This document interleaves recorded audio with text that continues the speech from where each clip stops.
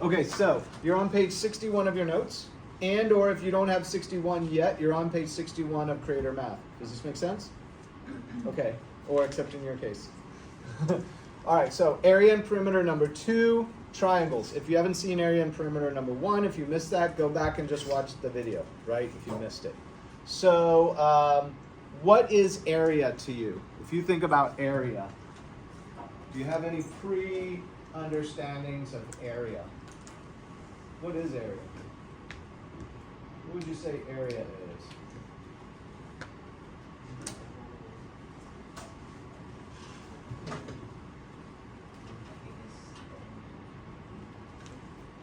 Okay, so he's saying the area of this room would be length width. He mentioned length and width. What's length width to you? Have you heard that before? You heard of length? Okay, I'm getting a lot of nods. You heard of width? I'm getting a lot of nods. What's your other length, width, and what else have you heard in that sort of depth? That's another one. Good. What else? Height. Height. That's another one. So to me, these words describe dimensions. If I use the word dimension, is that okay? When you think of dimensions, what do you think of? Have you heard the word dimensions? Space. Space. I mean, and I agree. That comes to my mind too. I'm wondering if you think of any more. Does it end at space? Do you have any more thoughts when you think of dimensions? So I think you're going through words and concepts in your brain, and I'm going to try to help you organize it a little bit. Okay, so everybody look up here. What is this? What? A line. A line. Everybody say line. Line. How many dimensions? 1D. D stands for dimensions. You okay with this? 1D. You see where I'm headed with this? You see it already? Okay. How do we describe the one dimension? We put a little arrow here and we put X, because we need a way to define that one dimension. Now does your brain start to click a little more? If I'm putting X there, what am I headed for next? Y. I'm headed for Y, because Y describes another dimension. Now, if you were describing those words, remember the words you used? You used length, width, height, depth. Which would you call this? What word would you use on this one? Length. I would use length too. I think if I drew it this way, you might use height. Are you with me? So those words start to describe dimensions. You okay with this? Okay. So if I'm on one dimension, what am I headed toward next? Somebody's holding up 2. I'm headed to 2 dimension. Give me an example of a 2-dimensional shape, and if you don't know, I'm going to draw one. A square. A square lies in a flat plane. It has both a dimension this way in the X, and it has a dimension this way. In fact, maybe I'll draw just a rectangle to stretch it out a little. So, how many dimensions? You've got this one here as X, and you've got this one here as Y, and you've now got 2D. Do you see where I'm headed next? Is your brain thinking? Have you ever been to a movie? Yeah. That was 3D. What did the movie do for you? Have you seen a 3D movie? Did they give you glasses? You been to the movie where you have the glasses? What happens to the movie that's unusual? What makes it comes closer? It makes it more realistic. And it starts to make it more realistic because the screen in a movie theater looks a lot like this, 2D. But the movie all of a sudden is coming out at you and like hovering out here in the middle of the theater, right? Does this sound familiar if you've seen one? Okay, so watch what I draw. Ready? What shape is this? Prism. Right, you know where I'm headed. Yeah, I drew a square first. I'm going to draw a second square, and I'm going to do a little bit up and a little bit over, and then I'm going to connect the corners. It's not perfect, but do you see the third dimension now?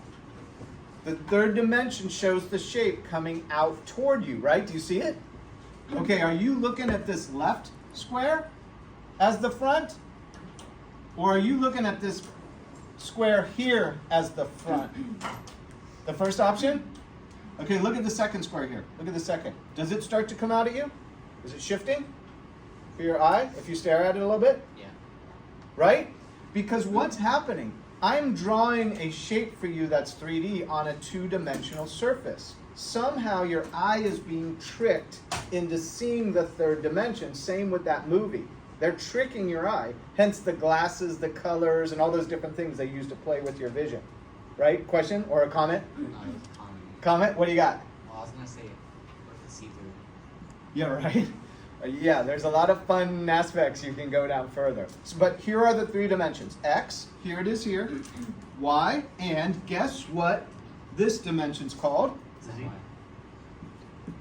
In this case, it's just what you think it is. A lot of times math is really weird and doesn't give you this sort of clue. Okay, X, Y, and Z. Now you're into 3D. You follow me on this? So come back to our lesson. We're talking about triangles. We're talking about area and perimeter. First, let's start with this shape. What shape am I trying to draw? Yeah, basically speaking, I'm trying to draw a rectangle. All right, what am I doing to it here? What have I done to it? I tried to divide it in half. You okay with this? Do you see? There's half here now, and there's half here. What shape is this half? What shape is this half? Simpler. Think simpler. Triangle. I'm going for a triangle. You're going into the 3D of that, right? I'm still in the 2D back at the triangle. The pyramid has got triangles. If it's a square base pyramid, it's got a triangle, a triangle, a triangle, and a triangle that makes the pyramid shape, right? A square base. You're advancing too far beyond me. I'm going to stay simpler now because while we talked about 3D, I'm going to back up to these 2D and 1D concepts. All right. So, how do you calculate the area? Somebody already told me that area was length times width. Is it okay if I call this dimension base? You okay with that? And if I call this one height, H-E-I-G-H-T, then I have base times height will give me the area of all that is contained in the boundary of the shape, base times height. But notice that when I created the triangle, what did we do to the whole rectangle? We cut it in half. So area of the triangle, if I can spell it, equals 1/2 base times height because it's half of the whole. Do you see it? Do you see how the formula for the area of a triangle comes about? Now it gets a little more complicated. The plot thickens a little. If our triangle looks like this, and we're doing area of it, we're now taking the base here. So this would be the base dimension. And you might have said length for that, right? We're using different words, or you might have said X for that. We're using different words to describe this horizontal dimension. So we have a horizontal dimension. Now we need a vertical dimension. It could be Y, it could be height, etc. So the complication here is we need the perpendicular height of the triangle. What does perpendicular mean? Same side. The height of something if it were straight. So I'm going to go with the height of something if it were straight. How about an airplane? When you see an airplane in the sky and it's way over there, how do you calculate the height? Let's draw it. Here it is. This is my best view of an airplane. Ready? Let's see if I can do this maybe.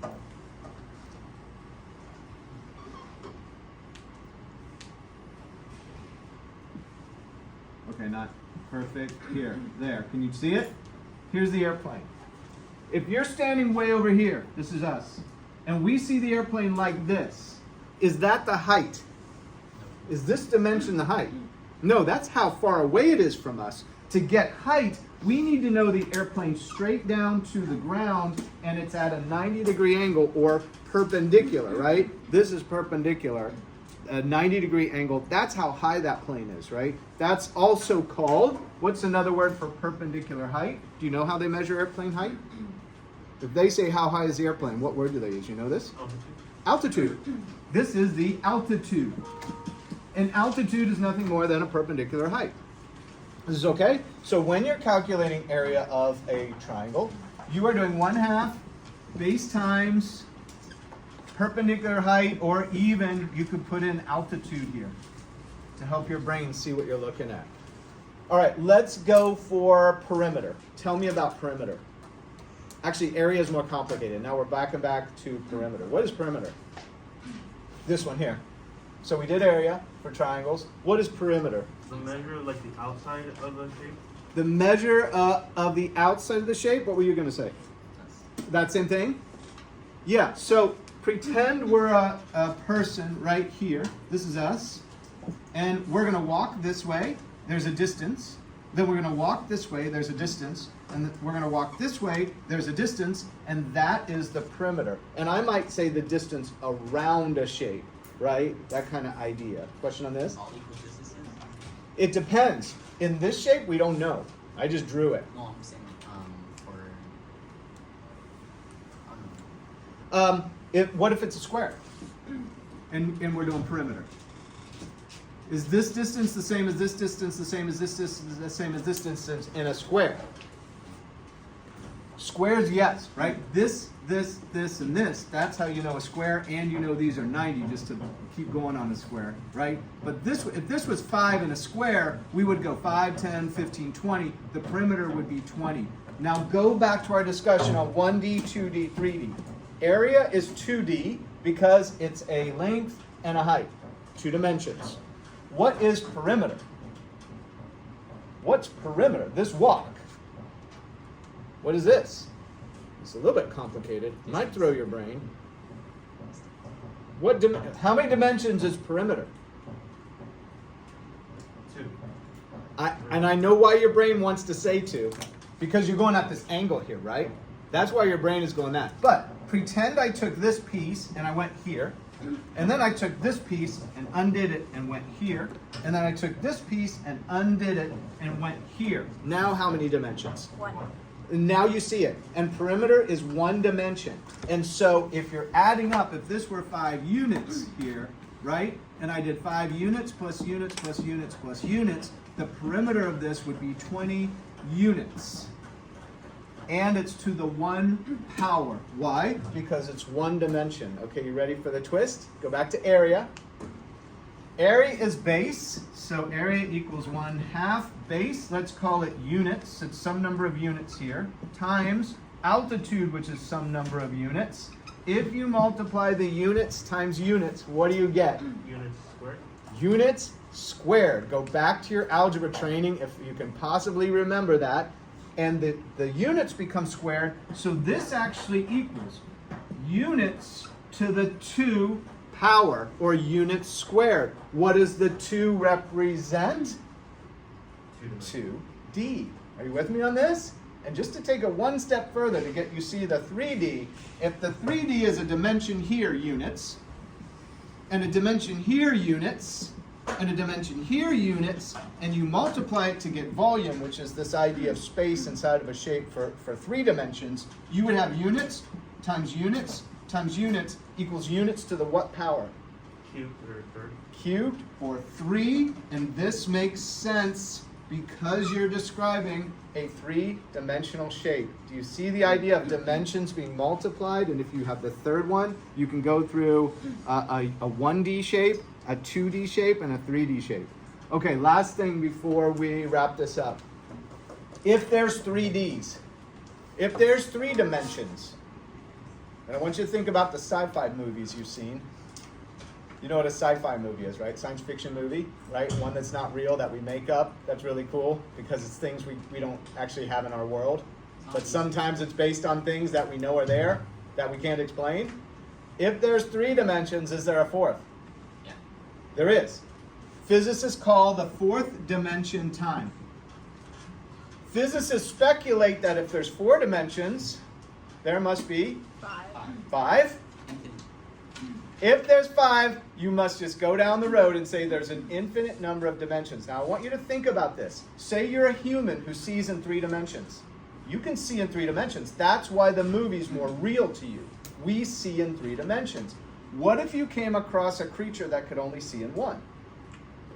You would be so much more able to see things than that creature. Are you with me?